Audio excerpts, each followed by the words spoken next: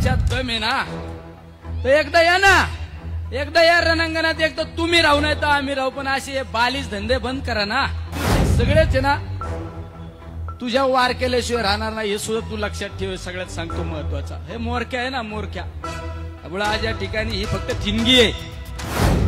हे पोलीस बाजूला ठेवा एकदा आणि होऊन जाऊन द्या. तुमच्यात काय कितने तुम हमारे में कितना दम है और तुम्हारे में कितना दम है, एकदा दाखवू ना. हे घेऊन फिरताना लोकनेते राजाराम बापू पाटील यांच्याबद्दल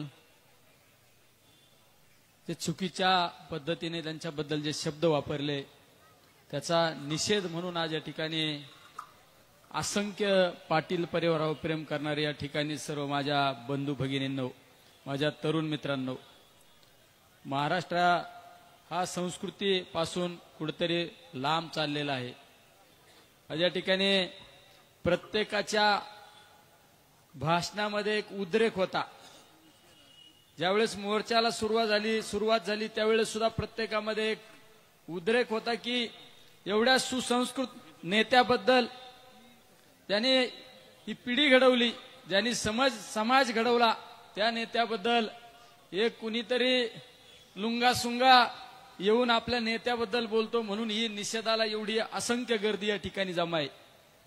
आता एका वक्त्याने सांगितलं, हे बोलणारे ठेवलेले, याचा जो आका आहे ना, आका जो कुठेतरी इशीत बसून सांगतो, जाती जातीमध्ये भांडणं लावून देतो, समाजामध्ये चांगलं काम करणाऱ्या नेतृत्वाबद्दल कोणाला तरी गरळ ओकायला लावतो, त्या आकालाच धडा शिकवला पाहिजे. नाही सगळ्यात महत्वाचं आहे, कारण आज यांच्याकडे द्यायला काय नाही.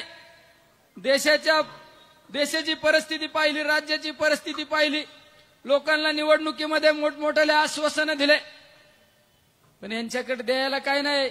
मग आता लोकांना डायव्हर्ट कसं करायचं?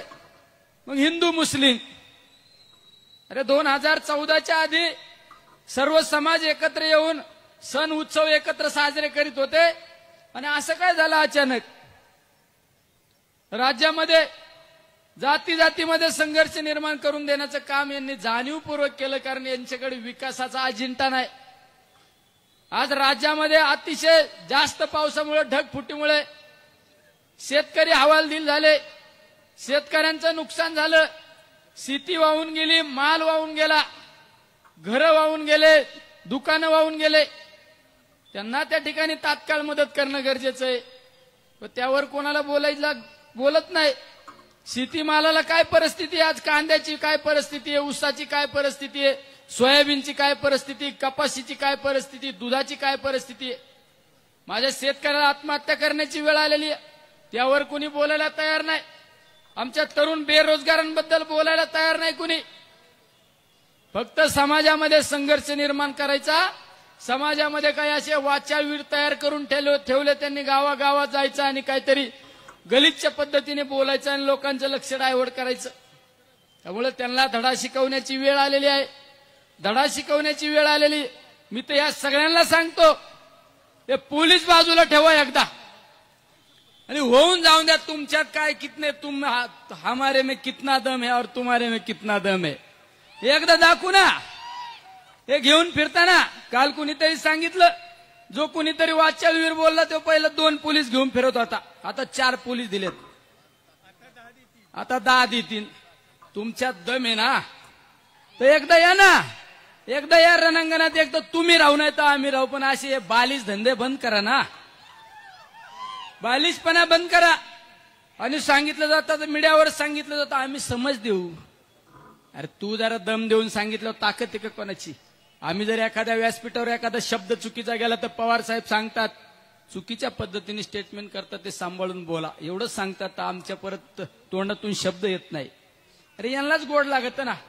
आपल्या मराठी संस्कृतीत सांगितलं जातं, जो दुसऱ्यासाठी खड्डा खांदतो ना त्याला एक दिवस त्याच खड्ड्यात जावं लागतं. याला आहे ना, जो आका बसलेला आहे ना त्याला त्या खड्ड्यात जावं लागतं. अनाजी पंत सगळा संघर्ष निर्माण करून दिला, सगळ्यांना बरोबर घ्यायची. एक दिवस हे सगळेच आहे ना, तुझ्या वार केल्याशिवाय राहणार नाही हे सुद्धा तू लक्षात ठेव. सगळ्यात सांगतो महत्वाचा, हे मोरक्या आहे ना, मोरक्या. त्यामुळे आज या ठिकाणी ही फक्त ठिणगी आहे. ही जयंत पाटलांबद्दल जे वक्तव्य केलं, राजाराम बापूंबद्दल जे वक्तव्य केलं ना, हे फक्त ठिणगी आहे, हे चिंगारी आहे. त्याला आग लागल्याशिवाय राहणार नाही हे लक्षात ठेव. तू बसलेला असं नाही तिकडे येशीच्या मागं पुढं लाल दिव्याच्या गाडी घेऊन फिरणाऱ्यांना सांगतो मी, हे फक्त ठिणगी आहे, त्याला आग लागल्याशिवाय राहणार नाही. कारण या भूमीने, या सांगलीकरांनी, या सातारेकरांनी, या कोल्हापूरकरांनी राज्याला दिशा दिलेली. यशवंतराव चव्हाण, वसंतदादा पाटील यांनी राज्याला दिशा दिलेली आणि त्यांच्याच पावलावर पाऊल ठेवून समर्थपणे या राज्याचं, देशाचं राजकारण केलं. संस्कृतपणे, सुसंस्कृतपणे केलं असं ते आदरणीय पवार साहेबांनी, आदरणीय पवार साहेबांच्या नेतृत्वाखाली आपण सगळेजण काम करतो. त्यामुळे तुम्ही जे वक्तव्य केलं त्याला तुम्हाला धडा शिकवल्याशिवाय जनता तुम्हाला स्वस्थ बसणार नाही हे तुम्हाला या ठिकाणी सांगतो.